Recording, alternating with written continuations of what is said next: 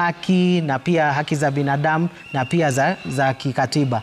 Na pia framework hii linapaswa lipitishwe katika bunge ndiposa iweze kubuni sasa fund ambayo itaweza kusaidia hao waathiriwa. Lakini kwa sasa framework haipo. Framework ambayo imebaki sasa ni wale waathiriwa wawasilishe kesi mahakamani na mahakama iweze kutoa aidha uamuzi ya kwamba kama wanahitaji kulipwa fidia, na hapo ndipo serikali itachukua hatua. Na pia bado kuna changamoto katika wale ambao wameweza kupewa fidia katika koti, kwa sababu process hiyo inachukua muda kabla mtu aweze kupata hiyo fidia ambayo imeweza kutolewa katika mahakama.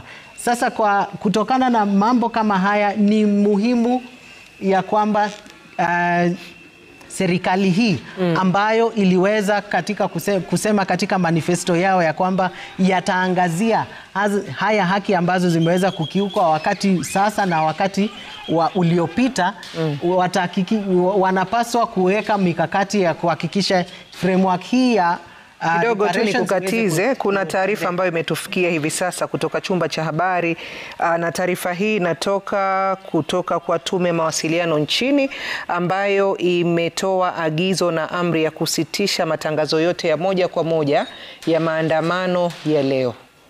Kumaanisha kwamba ni amri hiyo imetoka kutoka kwa Tume ya Mawasiliano nchini kwamba ni kinyume cha sheria kwa vyombo vya habari ikiwemo runinga na redio kupeperusha maandamano haya moja kwa moja, na imeomba ushirikiano kuanzia sasa kutoka kwa wadau husika, ikiwa ni pamoja na sisi hapa ndani ya studio.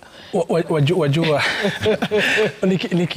nikiangalia kipengele cha 34 ya katiba yetu huwa inapatia freedom of the media. Sasa hapa inasema kwamba hii imekwenda kinyume na kipengele cha 32 ibara ya pili na 34 ibara ya kwanza ya katiba ya Kenya.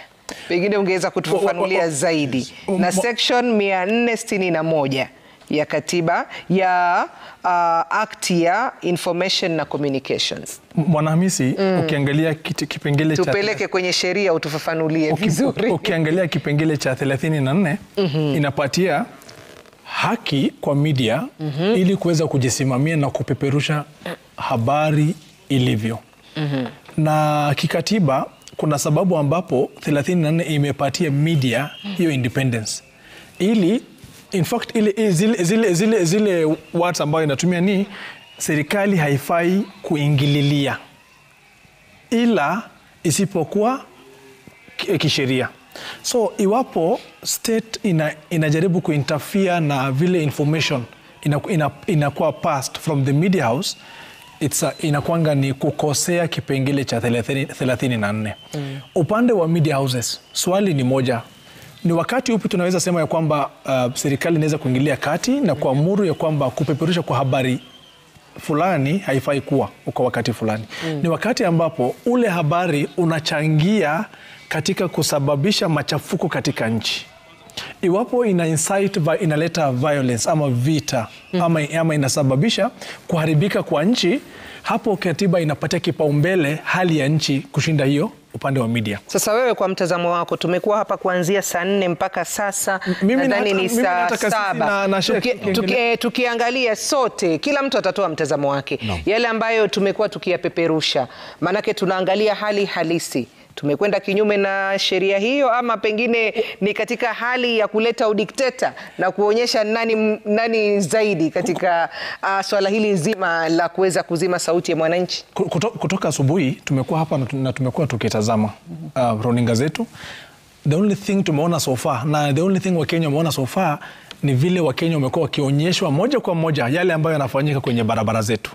Je, serikali inaona ya kwamba tukiendelea kuonyesha Wakenya yale maandamano ambayo yanafanyika, na yale maandamano ni kitu ambacho tumepewa na katiba yetu, hapo ndio tunaweza sema ya kwamba kwani media house, Royal Media kwa mfano Citizen TV inakosea nchi? Hapana, kwa sababu yale ambayo sahihi Citizen TV inafanya na ile ilikuwa inafanya for the last masaa 3 zilizopita ni kuletea moja kwa moja wa Kenya kile ambacho kinafanyika Mombasa, Kisii, Nairobi, Thika Road, kila mahali. Na iwapo hiyo ndio njia inakuwa inaenda sawia na vile katiba ya nchi yetu inasema. Tukiona serikali sasa ikaanza kusema ya kwamba tunataka msitishe zile habari, I think inakuwa sasa ni serikali sasa kuinterfere na katika ile hali ya independence ya media. Kwa sababu hakuna makosa ambayo yamefanyika, hakuna story ambayo nyinyi mmeileta, mlikuwa mnaonyesha moja kwa moja wale Wakenya ambao wameweza kujitokeza kwenye maandamano. Ukiona hivi ndio imeanza, the next thing utakuja kuona ni internet itakuwa shut down. Na hapo ndio tunaendelea kukosea kama nchi. At all times, hata ukiangalia zile nchi zingine ambazo zimeendelea ama wale ambao wamejikuza kidemokrasia, hakuna wakati ambapo wanajitokeza ili kuweza kufunga katika upeperushaji wa habari. Ukiona media house wamefikiwa, the next thing itakuja kufanyika ni internet spaces, social media ambayo Wakenya kwa sasa wanatumia kupata ile habari moja kwa moja. Kwa sababu katiba yetu inapatia yule Mkenya aliye nyumbani aweze kupewa habari ambayo inafanyika kwenye Central Business District. Manake kuna mwingine pia ana biashara zake mjini. Well, na kuna yule ambaye anajua hali iko namna gani. Na kuna yule ambaye anataka kutembelea hata CBD ama KICC, akona shughuli town, but mwanzo lazima apate habari ama taswira kamili ya yale ambayo yanafanyika kwa sasa. But sasa habari ilivyo, mambo na kusema kwamba ati media house sasa isitishe yale ambayo inayaleta, inakuwa kitu ambayo tunaita media